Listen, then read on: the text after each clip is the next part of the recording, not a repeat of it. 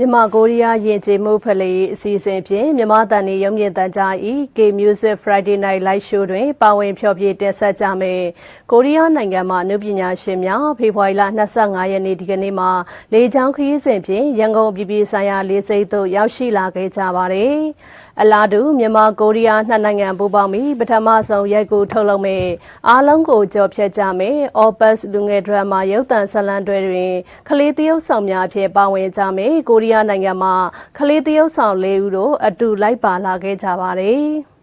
အဆိုပါကိုရီးယားကေပေါ့အနုပညာရှင်များနဲ့ကလေးသရုပ်ဆောင်အဖွဲ့အားမြန်မာတန်နေရုံမြင့်တန်ကြားမှာတာဝန်ရှိသူများက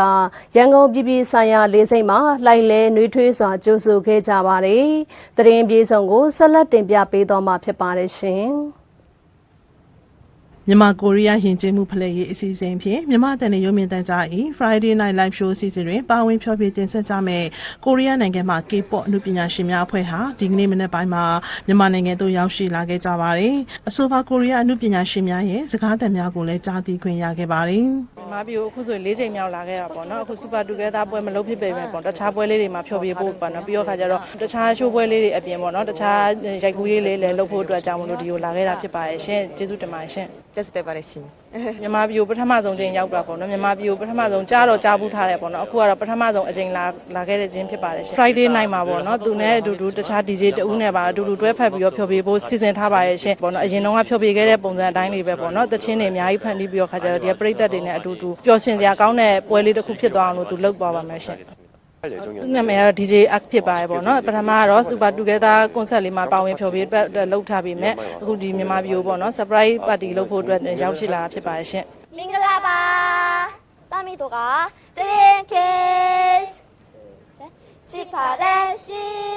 ခုဒီပွဲလေးရပါတော့ဒီ Friday night ဆိုရပွဲရတော့တကယ်ကိုအကြီးစားဖျော်ဖြေပွဲဖြစ်တဲ့အတွက်ကြောင့်မို့လို့ပေါ့ဒီပွဲလေးအတွက်သူတို့ကအရန်ကိုပဲမျှော်လင့်ထားပြီးတော့ပေါ့နော်အဝန်းစရာကောင်းလောက်အောင်လဲသူတို့ဖျော်ဖြေသွားပါမယ်ရှင်အများကြီးလည်းမျှော်လင့်ထားပါတယ်တဲ့ရှင်သူတို့ကတော့ပေါ့နော်အစိုးရောအကရောအကုန်လုံးတစ်ပြိုင်တည်းပါတဲ့အကဖွဲ့လေးဖြစ်ပါရဲ့ရှင်သူတို့ကတော့အခုပေါ့နော်သချင်း၃ပုဒ်ကိုဖျော်ဖြေဖို့ရှိပါရဲ့ရှင်မြန်မာသချင်းဖြစ်တဲ့1 2 3တွေပေါ့နော်အဲ့ဒါကြီးလည်းပါတယ်ကိုရီးယားသချင်း2ပုဒ်နဲ့ဖျော်ဖြေသွားမှာပါရှင်အားလုံးကိုကြော်ဖြတ်ကြမယ် Opus လူငယ်ဒရမာရုပ်သံဇာတ်လမ်းတွဲတွင်ပါဝင်မဲ့ကိုရီးယားနိုင်ငံမှကလေးတရုပ်ဆောင်အဖွဲ့ရဲ့စကားသံကိုလည်းအခုလိုပဲကြားသိခွင့်ရခဲ့ပါတယ်